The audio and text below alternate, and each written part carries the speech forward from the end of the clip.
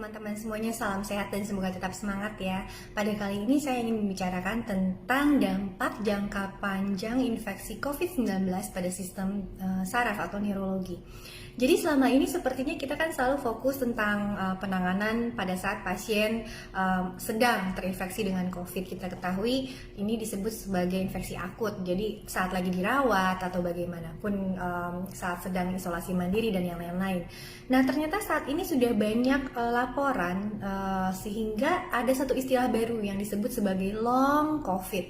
Jadi apa yang dimaksud dengan long COVID? Long COVID ini adalah sekelompok pasien yang sudah dinyatakan sembuh dari COVID tetapi masih mengalami keluhan atau gejala yang lebih dari 3 minggu bahkan sampai berbulan-bulan setelah infeksi COVID-nya dinyatakan sudah selesai. Jadi long COVID ini yang paling tersering adalah keluhan fatigue atau lelah yang berkepanjangan, kemudian rasa sesak nafas. Nah, tentunya gejala long COVID ada banyak. Saya bisa sebutkan seperti sakit kepala, sempoyongan atau dizziness di bidang syaraf ya.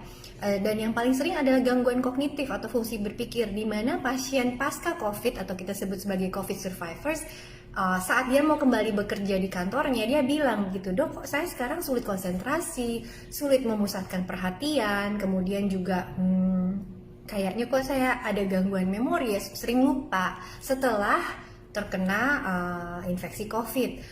Jadi memang long COVID ini sudah mulai banyak nih dibicarakan. Nah, termasuk juga untuk kami para tenaga medis supaya lebih aware terhadap kelompok long COVID ini. Jadi memang pasien yang sudah dinyatakan sembuh dari COVID-19 yang masih memiliki gejala-gejala yang kurang nyaman ya, apalagi mengganggu kualitas hidup pasien tersebut sampai tidak bisa bekerja atau masih merasa belum sehat, belum pulih benar gitu kan. Memang sebaiknya memeriksakan diri lebih lanjut ke dokter yang menangani. Nah, saya akan bahas mengenai dampak jangka panjang long COVID secara spesifik di bidang neurologi.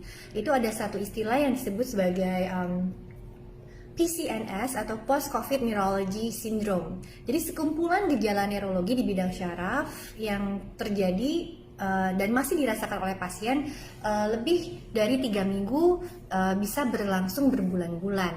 Nah, PCNS ini atau sisa infeksi COVID gitu ya di bidang syaraf paling sering tentunya tadi saya disebutkan sakit kepala, sempoyongan kayak vertigo, kemudian ininya gangguan penghidupannya masih menetap, masih belum bisa terlalu membawi bau-bau tertentu atau pengecapannya terganggu.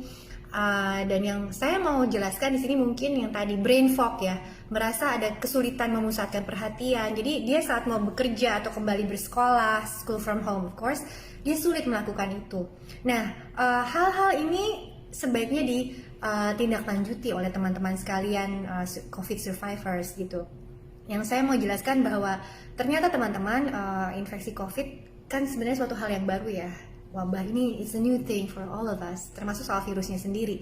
Dan sekarang nih ternyata virus ini berdampak gak cuman saat lagi dirawatnya atau lagi lewat isolasi mandiri, tetapi virus COVID juga bisa memberikan dampak kesehatan jangka panjang. Tapi yang tadi saya bilang, apakah kita terus akan bernegatif thinking gitu kan? Karena negatif thinking juga nggak bagus, bikin stres dan daya tahan tubuh menjadi turun. Nah, kenalilah bila memang ada keluarga kita atau teman kita atau bahkan kita sendiri yang pernah diagnosis COVID positif atau bagaimanapun juga yang kemudian sudah dinyatakan sembuh tetapi masih mengalami gejala-gejala yang kurang nyaman atau apapun, maka periksakanlah ke dokter yang menangani teman-teman sekalian. Ya, terutama mungkin yang soal brain fog tadi tuh, yang gangguan konsentrasi dan yang lain, bisa ke dokter spesialis syaraf dan dokter spesialis syaraf banyak banget carilah yang terdekat dengan lokasi dari teman-teman sekalian. Terima kasih, ingat bahwa please stay safe at all time. Di era pandemi ini memang sulit gitu kan. Tetapi simple, pakai masker, jangan gerumbul-gerumbulan gitu kan, deket-deketan di tempat umum gitu kan. Jaga jarak physical distancing minimal 1,5 meter gitu ya. Kemudian juga wash your hands all the time. Dengan upaya kolektif ini semoga kita akhirnya bisa melalui pandemi ini bersama-sama dan Indonesia bisa bebas COVID. Amin. Terima kasih atas perhatiannya.